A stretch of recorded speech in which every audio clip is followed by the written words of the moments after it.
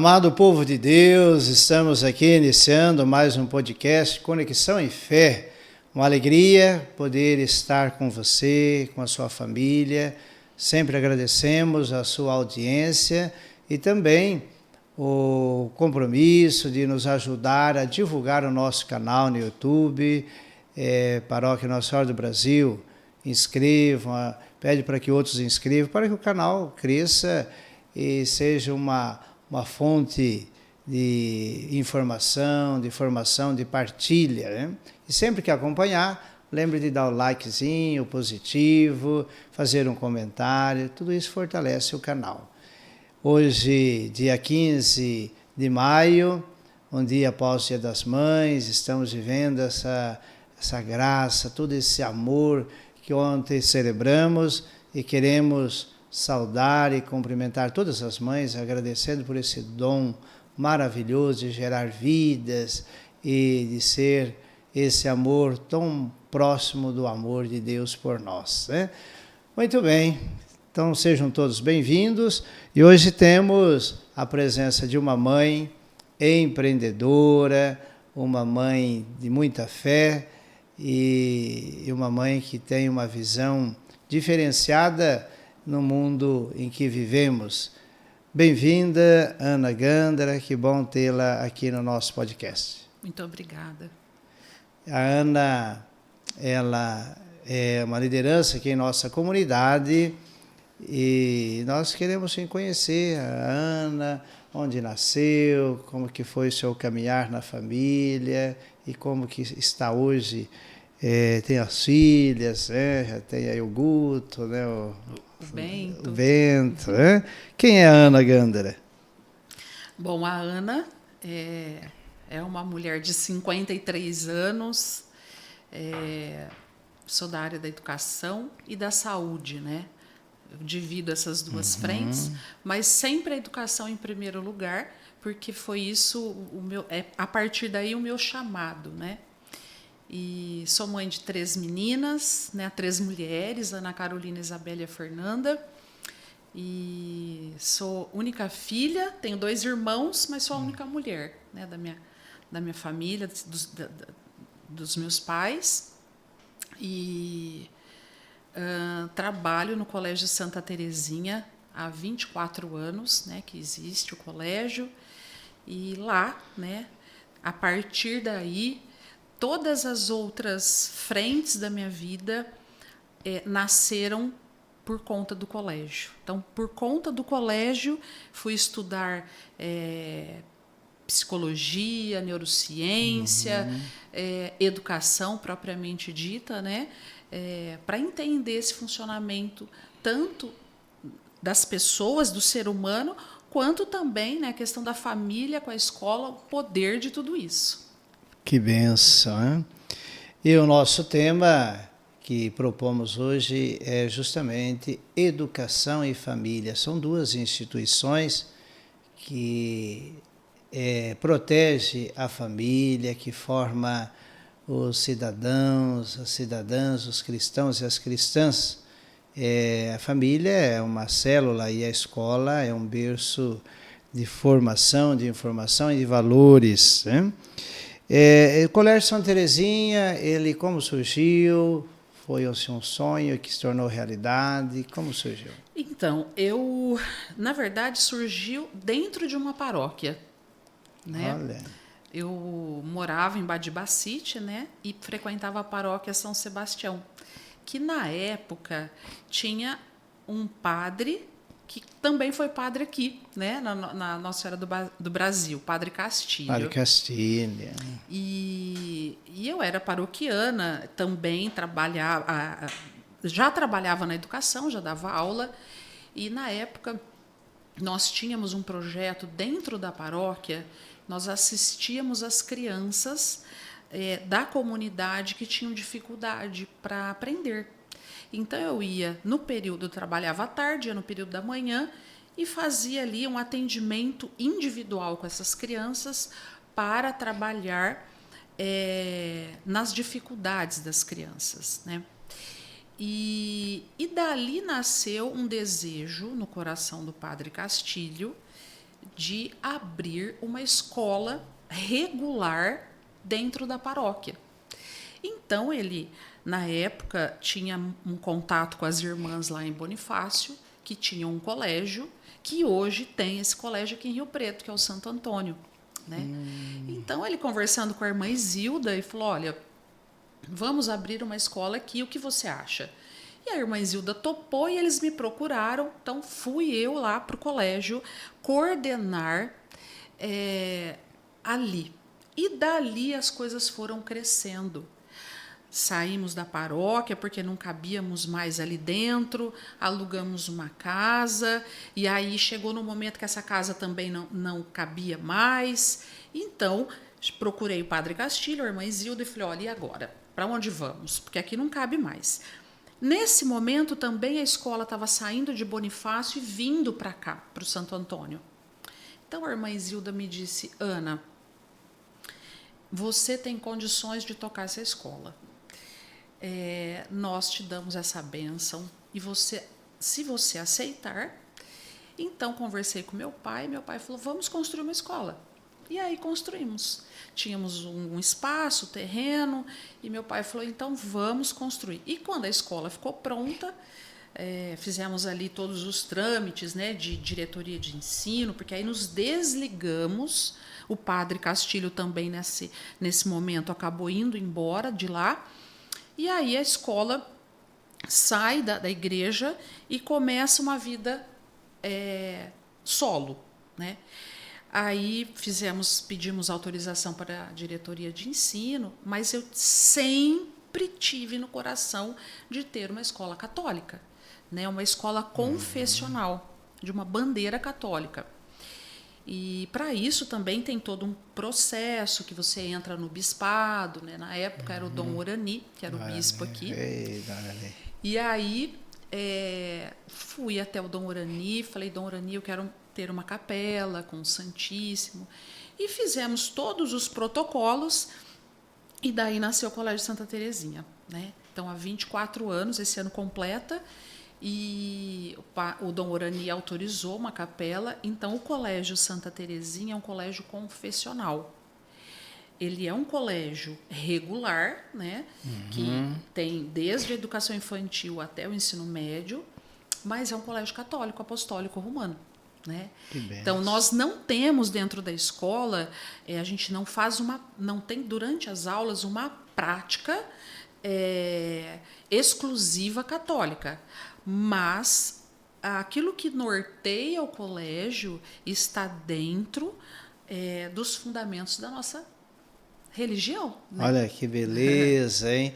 Me lembro que tempos atrás um casal me procurou, eu quero um colégio que seja 100% católico no seu jeito de conduzir, de fundamentar as escolhas. Eu falei, Santa Terezinha em Bariba City, né? Que bom. E olha, reforçando aos pais que pensam em trilhar esse caminho, essa identidade, eis aí uma bela notícia, né? E é interessante como a vida de comunidade ela é inspiradora, né? Você vê uma vida de comunidade que foi nascendo e Deus foi, o Espírito Santo, apontando o caminho, né? Me fez lembrar o meu irmão de conhecimento, outro irmão padre, o Padre Oswaldo. Ele, na paróquia que ele estava servindo, bastante crianças na catequese e começaram a faltar. Então ele disse, olha, vamos montar uma escolinha de futebol, para jogar na escolinha não pode faltar na catequese. E foi crescendo e chegou a ter 380 crianças e adolescentes na escolinha, né? E era esse critério, só para quem estava na catequese. E daí foi nascendo, foi crescendo, né? Hoje tem um time profissional, que é o Catanduva Futebol Clube, que está disputando a Bzinha, né, do Campeonato Paulista, né? Com toda a estrutura, sub-15, sub-17, sub-20, né? Então, para dizer como que a vida de comunidade, olha, vale a pena, você que ainda não assumiu uma postura de comunidade, começa a assumir, porque ela é inspiradora, né? Ela é inspiradora. E a sua vida de fé, Ana, como que é o seu relacionamento? com Deus, com Jesus, com a igreja? O que você consegue se organizar e o que consegue também testemunhar, né? É o que me sustenta, né, padre?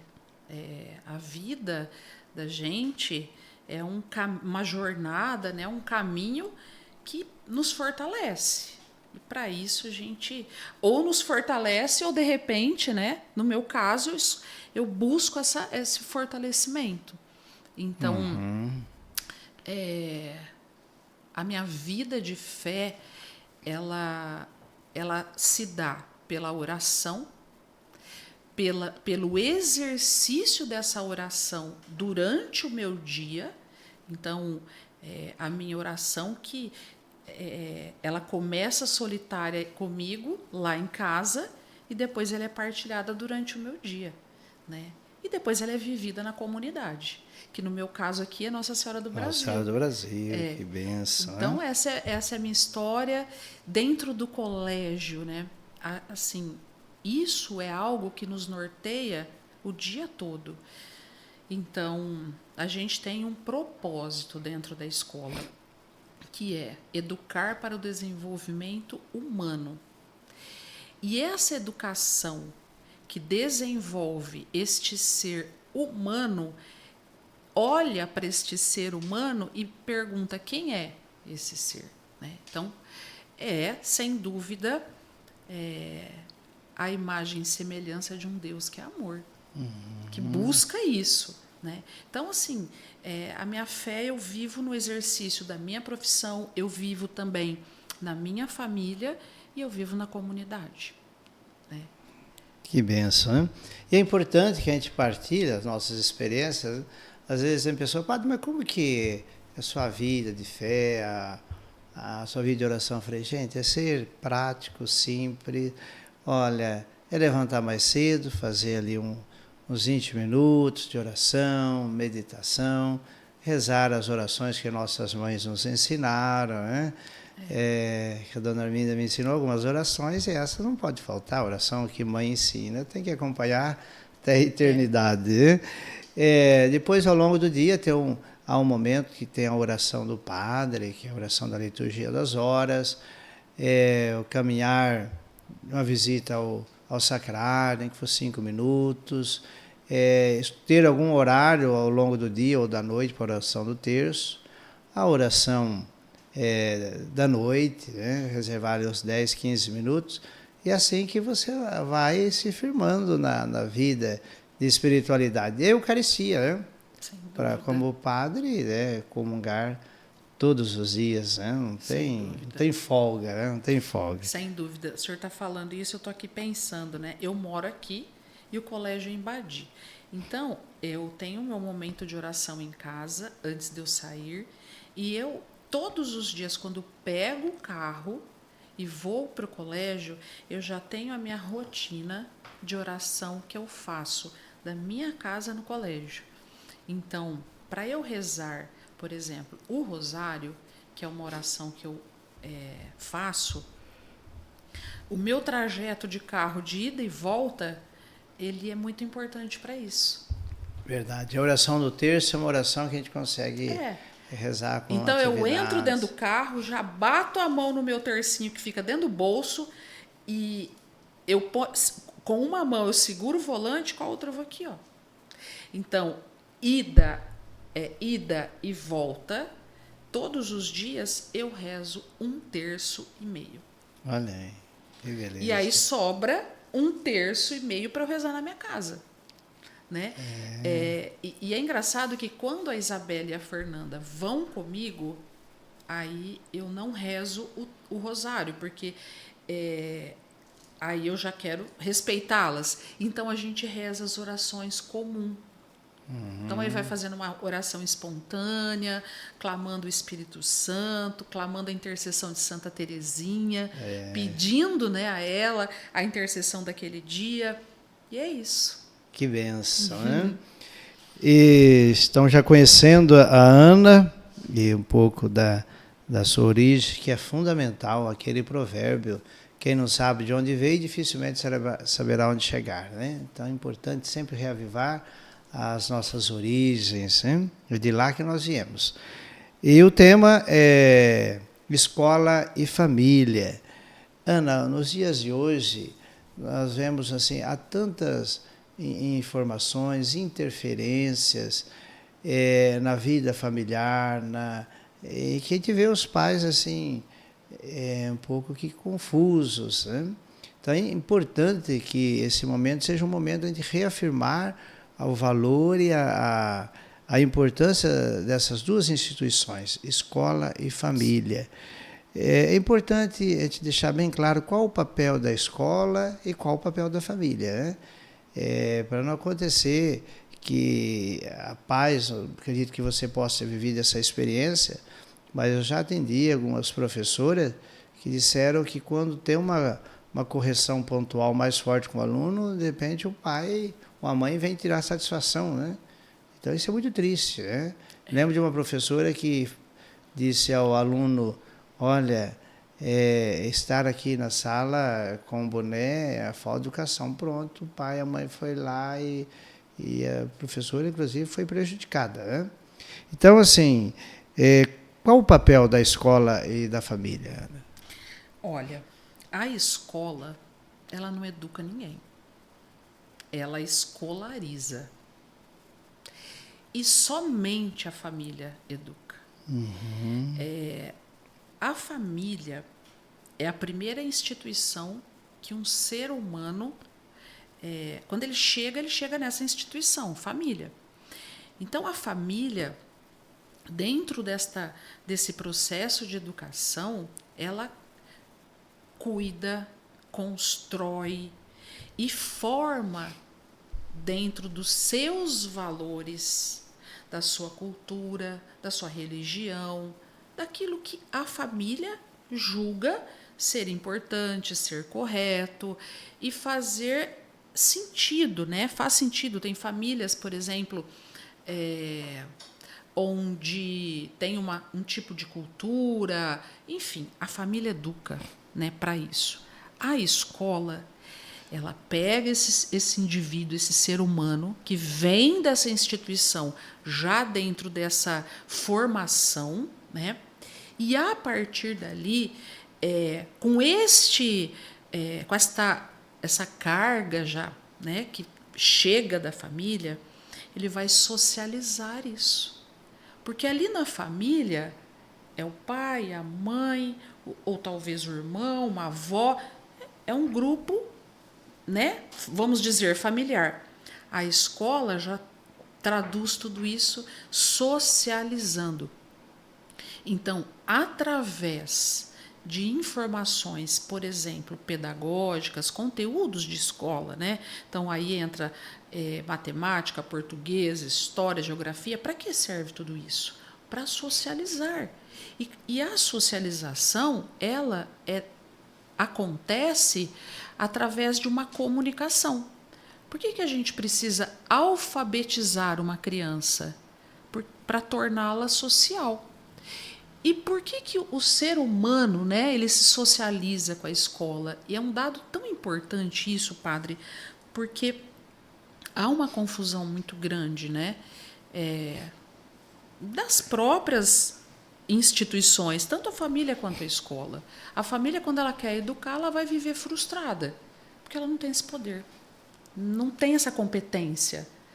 E também a escola, né, quando ela quer educar. E também a família, quando ela espera da instituição uma educação, e obviamente que não vai ter, né, ela também acaba se frustrando. Então, quando as duas entendem o papel da outra, elas se conectam e o ser humano se desenvolve. A gente, enquanto ser humano, todos nós, o nosso cérebro, né, é um cérebro social. Significa o quê? Que dentro das do nosso funcionamento, nós precisamos uns dos outros. Não dá para sentar sozinho ali no cantinho. Uhum. E também não dá para ficar só dentro da casa, dentro da família. A gente precisa viver essa sociedade. Então, essa sociedade, vivida através da conexão da família e da escola, é uma sociedade que vai se desenvolver integralmente. A escola precisa validar a família e a família precisa validar a escola, né? Cada uma no seu lugar. E essa identificação das missões, né, de cada instituição, então a família ela tem essa missão de educar, né, de dar a direção. E a escola tem a missão de socializar essa educação. Essa educação, né? É. Agora, a gente vê que há uma carência, né, no sentido, a família está com dificuldade de realizar essa missão.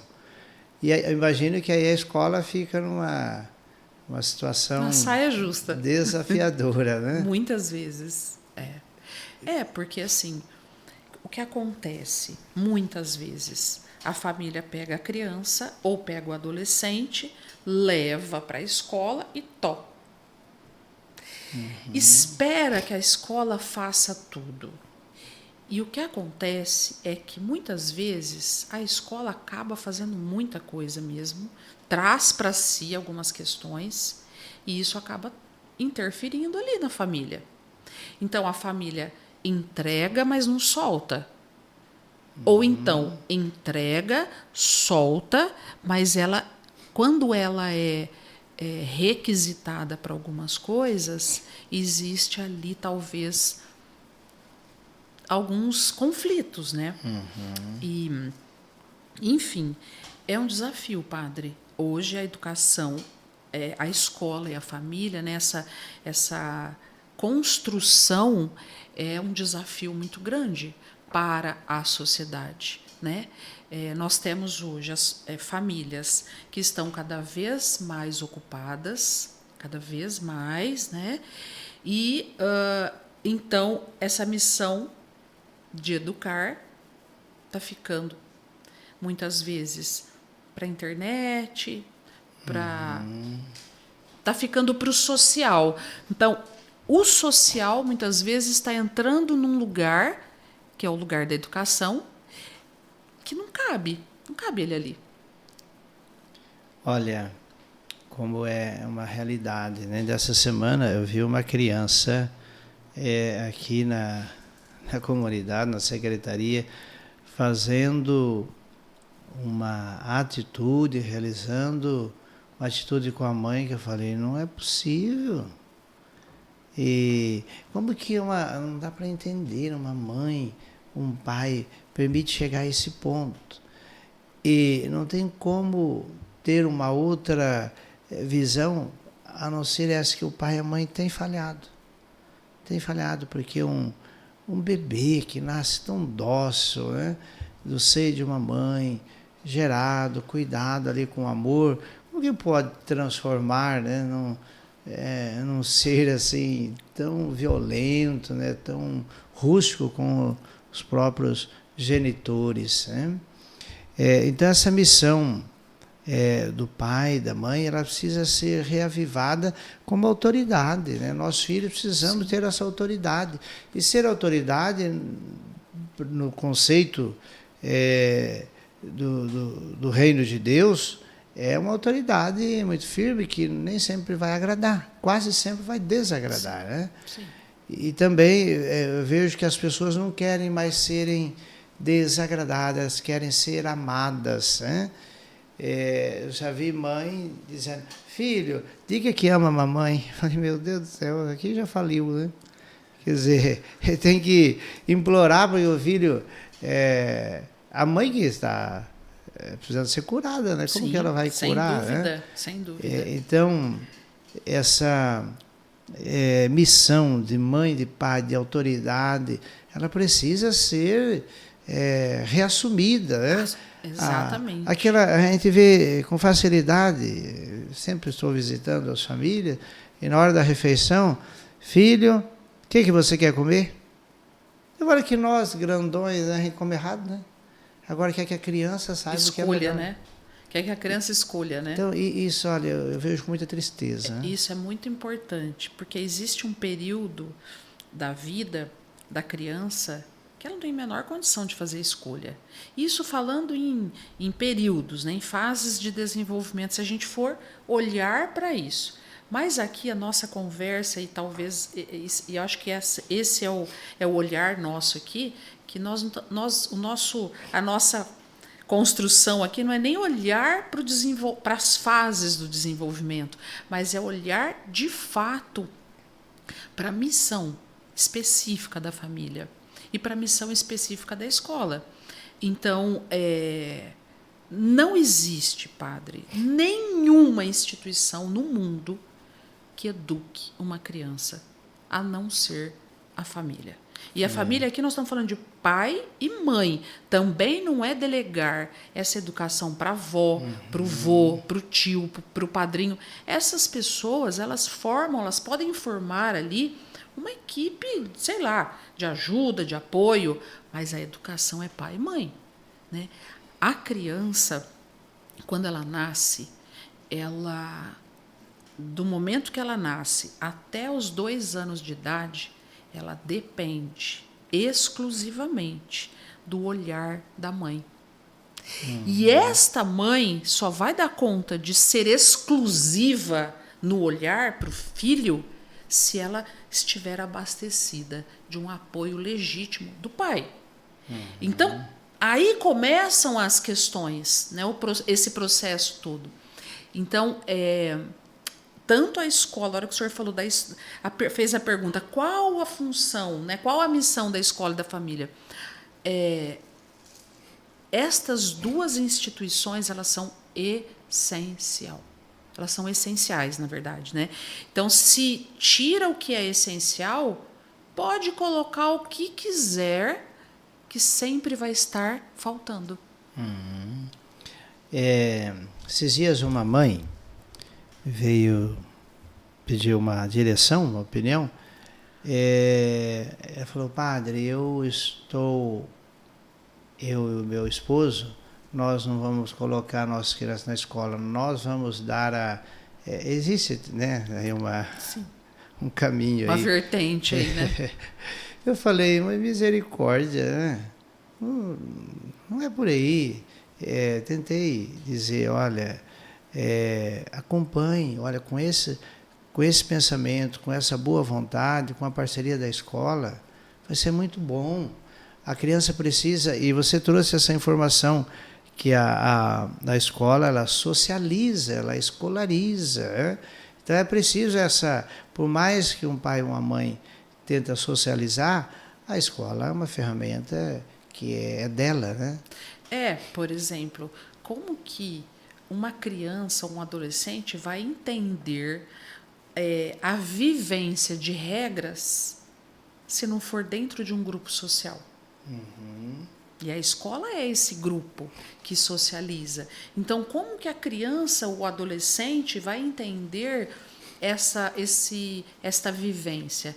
Na família, né, por exemplo, isso que o senhor falou, hoje está muito forte a questão do homeschooling, né, que é isso que essa pessoa falou para o senhor. Ok, ela pode até trabalhar os conceitos, a ética da regra, mas e a vivência? E a vivência ali, no dia a dia, na vivência, na partilha, por exemplo, do recreio, da hora do lanche, das brincadeiras, do desafio, por exemplo, na hora de uma resolução, na hora de fazer uma construção conjunta sobre algum dado, alguma informação. Como que ela vai fazer isso? Porque para acontecer a aprendizagem, eu preciso da informação, ok, mas depois eu tenho que consolidar essa informação. E eu só consolido a informação vivendo aquilo que foi informado. Então, sem a escola, a educação do ser humano, ela vai ficar manca. E sem a família, a escola também pode desempenhar o projeto mais encantador do mundo, mas também vai ficar manca. Se as duas não estiverem aqui, e não tem idade, não é porque meu filho tem 2 anos eu tenho que estar ali, mas depois quando ele vai para o ensino médio, já sabe ir, já sabe vir, então ele se vira. Não, ele precisa. Lá na escola, a gente tem uma rampa, quando os pais chegam, eles sobem com o carro, eles têm essa opção de subir, né, com o carro e tal. É interessantíssimo, às vezes eu fico vendo essas entradas e eu vejo, tem pai que vai, para o carro, sobe, desce, tira a mala do filho e entrega o filho para a escola. Tem pais que param o carro no meio do quarteirão. O filho tem 6 anos, 5 anos, 7 anos. O filho desce ali, ele mesmo cata tudo. O pai mal fechou a porta do carro, o pai já vazou, porque está atrasado, está com pressa, tem o dia já preenchido. E essa criança chega ali, né? Foi engraçado que agora com essas questões de segurança que surgiu, a questão das escolas, né? Os pais queriam que as escolas tivessem detector de metais, seguranças armados, muros altos. Eu entendo tudo isso, né? E é importante essa preocupação das famílias. Só que aí, aprofundando até um pouco mais nos pedidos de cada um, a gente começou a entender que existe uma segurança, padre, que é chamada de segurança primária. E essa segurança primária, sabe onde é que ela nasce? Onde é que ela é feita? Dentro da família. E existe a segurança primária e a segurança secundária. A segurança primária é na família, a secundária é na escola, é na sociedade. Então, o que seria essa segurança primária? Traduzindo, meu filho tem celular. Eu escolhi que eu vou dar o celular. Tudo bem, você sabe a senha do celular do seu filho? Se você não sabe a senha do celular do filho, está falhando na segurança primária. Você sabe o que tem dentro da bolsa do seu filho, da mala dele de escola? Eu sei. Mas como você sabe? Você olha todo dia antes dele ir para a escola. E quando ele volta da escola, você abre lá a mala, abre o estojo, você vê o que tem lá dentro. Como que... Não. Não, ele já está no 9º ano, ele já está lá no ensino médio, não tem, mas acha que eu preciso disso? Não está fazendo a segurança primária. É dever da família. E aí depois vem a segurança secundária. Tudo bem, eu preciso cuidar de ter uma escola segura. Preciso ter uma entrada segura, eu preciso ter câmeras, eu preciso ter segurança dentro da escola. Perfeito, isso tem que acontecer. Mas, se a gente, né, não tiver essa segurança primária protegida, novamente, o Estado pode fazer o que ele quiser, a escola pode fazer o que ela quiser, que o jovem ou a criança estará desprotegido. Segurança primária, hein? Olha, fez lembrar. A dona Arminda, ela fazia a segurança primária e a gente não sabia. A gente morava no sítio, quando a gente ia na missa, depois tinha o fute na praça, né, de andar os homens para um lado, mulher para o outro. A gente, criança, acompanhava os irmãos, já sendo adolescente. E quando não tinha os forró, né? E chegava em casa, ela levantava e dava um abraço e cheirava a gente, né? E é uma segurança primária, né? O cheiro. E ela tinha uma estratégia. Naquele tempo, o perfume, não sei se você lembra, o que era... o charme era o tabu. Tabu. Opa! Ei, tabu, né? E a mamãe dizia, esse tabu tá cheiroso. Mas era só uma estratégia dela, né? Deixa eu cheirar o tabu, né? Mas era uma segurança primária. A mamãe tinha uma outra expressão, ela dizia, pelo leite que você mamou do meu peito, eu não quero mais que você faça isso. Nossa, que doía na alma, né? Com essa expressão, Senhor, porque eu fiz isso, e aquilo era o suficiente.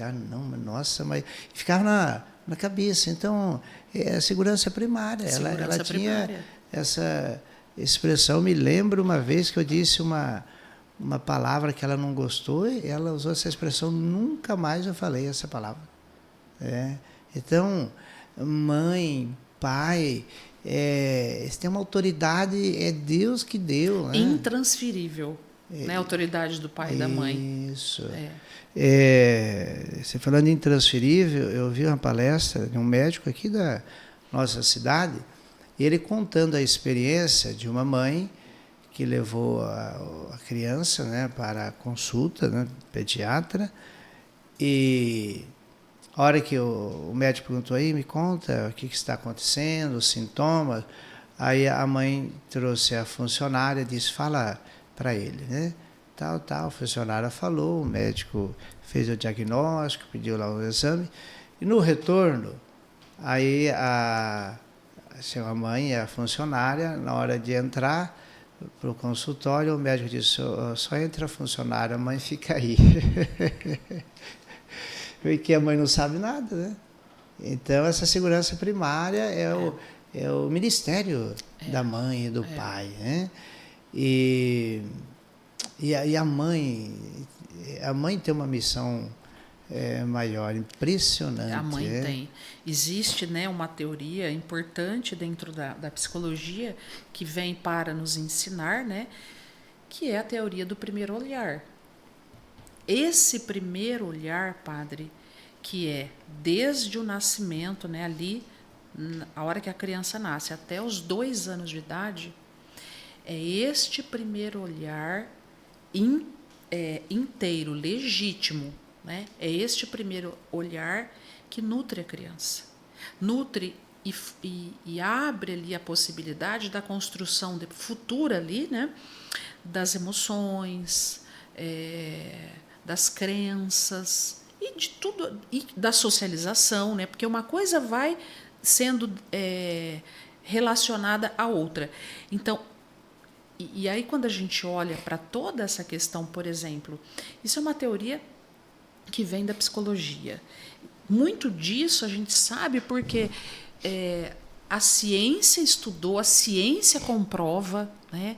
E há evidências científicas para tudo isso. E quanto mais a gente vai estudando, quanto mais eu vou buscando e vendo tudo isso, mais eu me encanto com Deus. Mais existe essa conexão e fé na minha vida. Porque o que alimenta essa criança, então, é o olhar de quem? Da mãe. Mas, para que esta mãe possa ter esta autoridade do olhar, ela não faz isso sozinha. Ela precisa da autoridade do pai que a apoia, que valida, que traz essa segurança. Se ela não tiver isso, ela faz o quê? E aí imagina Jesus. Imagina o olhar de Maria para Jesus durante esse período. A autoridade dela, inclusive ali, junto de São José.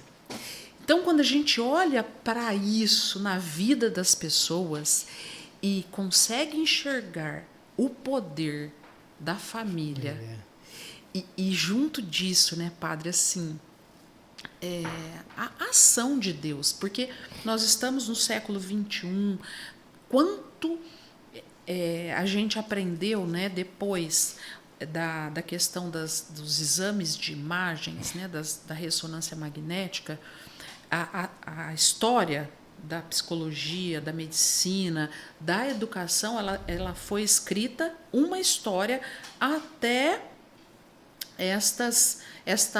vamos dizer, essa descoberta dos exames de imagem de ressonância magnética.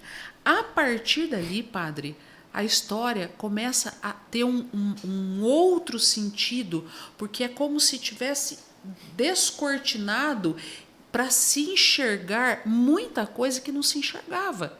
Sabia alguma coisa, mas não tinha um conhecimento com uma evidência científica comprovada. A ressonância magnética, ela mostra, padre, de uma forma claríssima como é que funciona um cérebro durante o seu processo de aprendizagem. Então, vamos lá, uma pessoa vai lá fazer um exame de ressonância magnética funcional e o exame mostra detalhadamente como o cérebro funciona. Então, hoje, quando a gente fala, por exemplo, da importância de ter atenção, de ter foco, desse olhar, de tudo isso que a gente está conversando aqui, quando a gente olha para a ciência e vê um respaldo da ciência através de tudo isso, é possível, então, valorizar de uma forma sobremaneira a ciência e a religião junto. Que a religião, cada vez, quanto mais a gente estuda, parece que, no meu caso aqui, né, eu falo por mim, quanto mais eu entendo, eu estudo, eu busco, mais essa conexão com a fé acontece na minha vida. Né? Então, não existe, estou dizendo isso para chegar na seguinte frase, né? Não existe, não existe um ser humano que se desenvolva integralmente sem um pai e uma mãe fazendo valer a sua autoridade legítima. Cada vez que o senhor conta as histórias, né, da sua mãe, eu fico encantada de ouvi-las, porque é isso. O senhor me ensina isso. O senhor traz uma explicação, uma ilustração, vamos dizer, com a sua vida disso. Não existe educação feita por ninguém que não seja por pai e mãe. Né? Verdade. Olha, não existe. Costumo lembrar nas reflexões que uma criança, um menino, uma menina, que ele é educado com 50% de pai, 50% de mãe, olha, é para dar certo. É 100%. Né? É 100%, é verdade, é 100%. E é muito importante que o casal, o pai e a mãe, eles tenham muita sintonia, de um não tirar a autoridade do outro. Minha referência é o seu João, Dona Arminda, né? E o pai já era mais bravo, mas a mamãe muito mais acolhedora, mas não tirava a autoridade do pai, né? E a gente sabia que às vezes ela não compactuava com alguns castigos, né, que a gente lembrava que se dava naquele tempo, né? E os castigos na roça, o pai era muito sábio, né? Tinha que ralhar milho, né? Então ele dava castigo de ralhar 20 ruas. Nossa, a gente ia perder o futebol, né? E era movido no domingo a missa e futebol, né?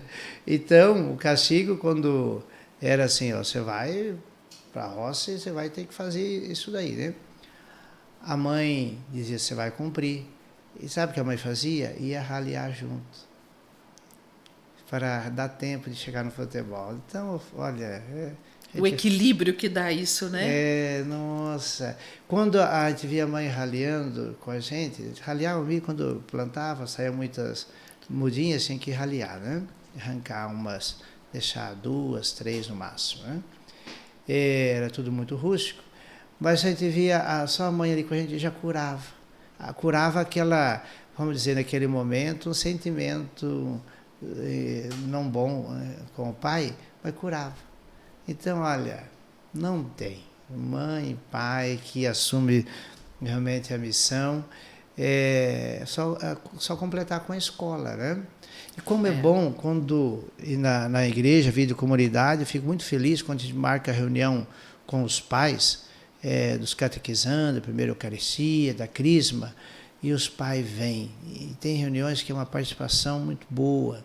Isso é muito formativo, né? Eu imagino que as reuniões nas escolas, também, né? Também. E a escola, ela organiza essas reuniões. Sim.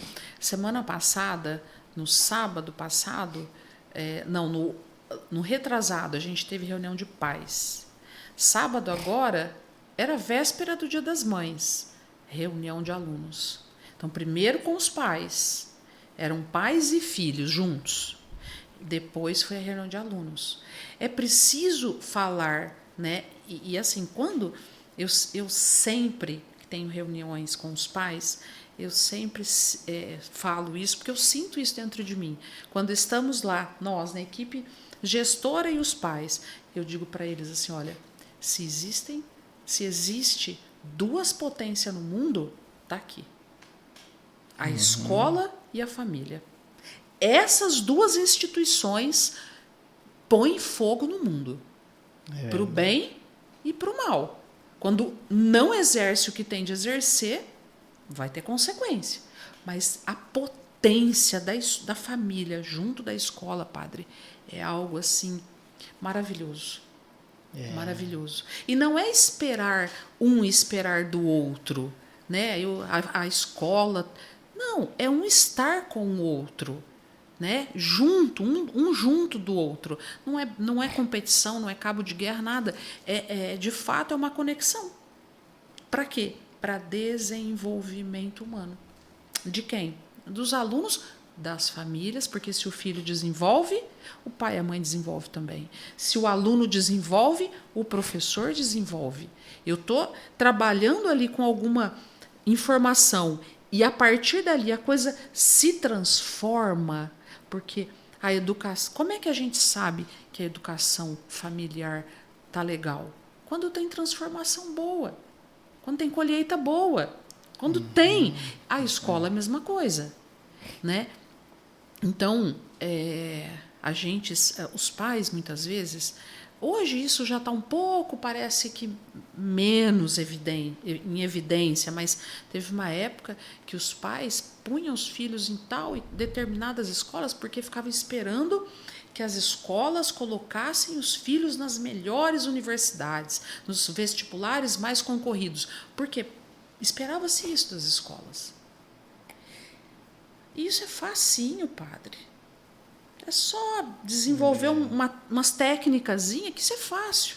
Mas isso não educa para o desenvolvimento humano. Isso não escolariza para o desenvolvimento humano.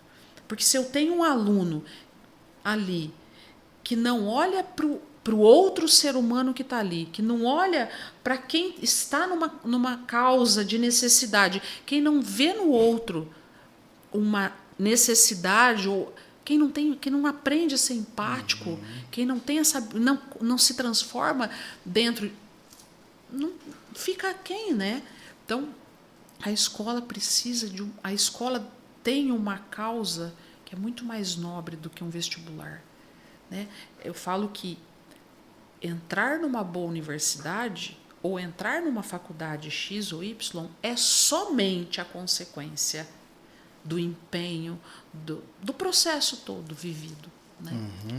E como que você deve ter experiência e ter medido se isso cresce dos pais procurarem a escola, olha, eu estou com essa dificuldade, o que vocês percebem aqui para me ajudar?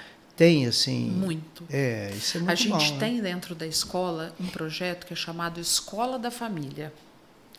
Então, é uma formação que a escola oferece para os pais e ela acontece uma vez por mês, né, à noite. Então, nessa escola da família, a gente trabalha justamente com essas informações, com esses conteúdos que são importantes para o desenvolvimento humano, né? Muitos pais...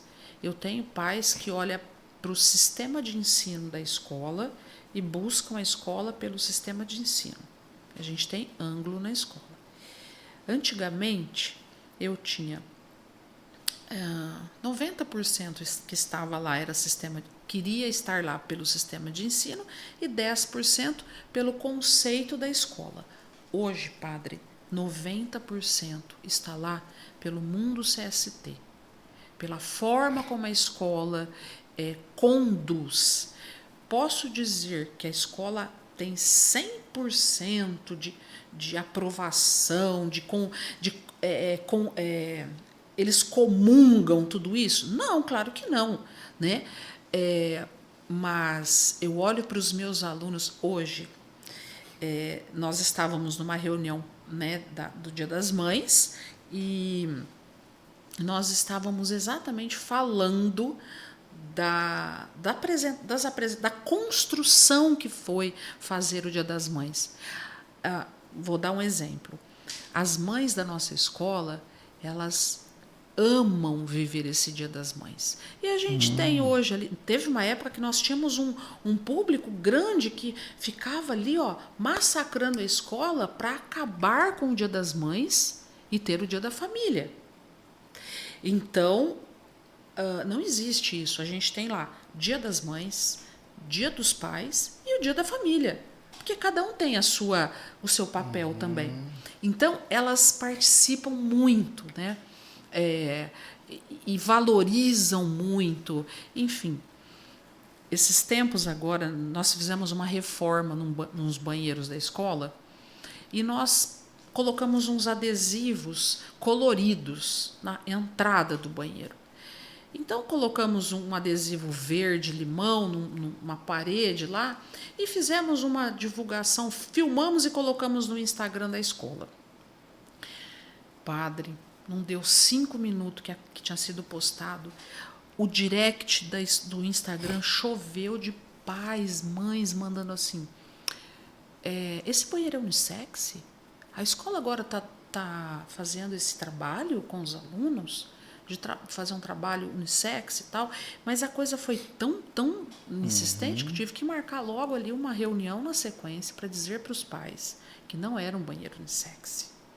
Era apenas uma forma, um colorido que a gente colocou no banheiro, num adesivo, mas de forma alguma um banheiro unissex. E fui clara ali. Eu disse, olha, hoje muito se fala aí de algumas questões em relação a todas essas ideologias pregadas aí. Falei, vocês fiquem tranquilos, que essa escola não tem todes. Essa escola tem todos e todas. É uma escola católica. Eu me lembro que, quando eu disse isso, os pais se levantaram e começaram a aplaudir.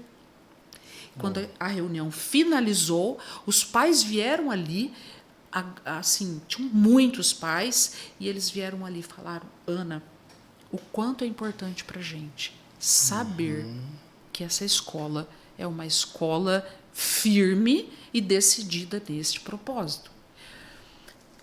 E teve uma mãe que me disse assim, olha, eu acho incrível a forma como a escola se posiciona, que é uma escola particular. De repente podia ficar meio em cima do muro ali, né, para não perder aluno, etc. E aí vai perdendo, né, padre, a sua essência, a sua característica. E é claro, eu respeito essa opinião, a opinião que cada um tem, a visão, e eu respeito tudo isso.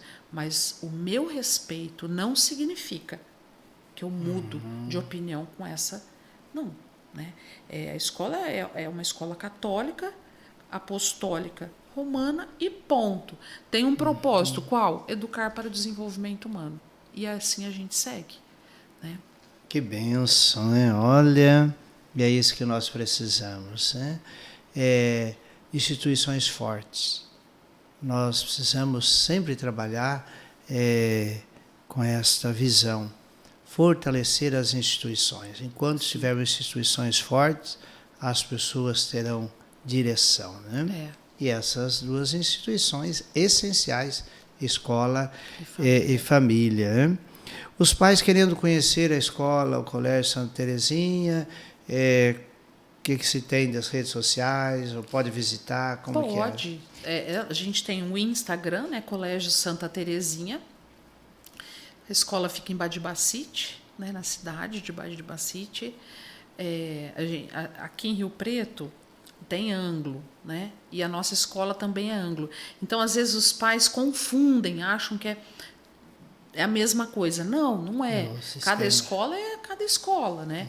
Então, a nossa escola fica em Badibacite. Será um prazer, né, receber quem desejar estar lá. Pode ligar, entra no nosso Instagram, a gente tem, né, muito daquilo que a gente faz ali colocado e é isso. Que bênção, né? E queremos também aproveitar para agradecer a Ana, ao Colégio Santa Teresinha, através da Ana, todos os alunos, os pais, pela maneira tão solidária que tem se feito presente também nos nossos trabalhos de caridade, nossos trabalhos sociais, em especial com os pobres em situação de rua, né? Sim. Tivemos uma doação fantástica de leite, bombom, né? E todas as coisas, os eventos que se tem lá, as festas, a gente fala, olha... Festa junina é daqui, né? Que bênção, é? Inclusive, a nossa festa junina agora é dia 17 de junho, né? E essa festa junina é toda da paróquia Nossa Senhora do Brasil, isso, né? Para os projetos daqui, as sim, pastorais, né? Que bom, agradecemos. É a escola cumprindo a sua missão. Sua né? missão social, né? Isso, Deus confia e gerar essa solidariedade, né? Nas crianças. Sim, né? construir isto, né? Construir a solidariedade. Que bom, Ana. Queremos agradecer muito. Olha, já 52 minutos, que gostoso, que bom. E a gente vai retornar para desenvolver outros temas. A Ana, inclusive, faz atendimentos, né, Ana? Faço atendimentos às famílias, porque aí nessa jornada acabei me especializando, né? Eu fui estudar família, fui da primeira turma da FAMERP de terapia familiar e fiz lá terapia familiar para entender essa dinâmica. Então, sou terapeuta de família, de casal. Sou uma apaixonada por isso. Faço isso assim com muito amor mesmo. Então, atendo as famílias do colégio, né, que me procuram, e também famílias que não fazem parte do colégio, né? Quem desejar. Olha aí, que bom. Então, estamos chegando ao final de mais um podcast, e ontem celebramos o Dia das Mães, né? Conversei bastante com a dona Arminda lá na eternidade, trazendo tantas lembranças e conceitos e valores que ela deixou registrada no coração, né?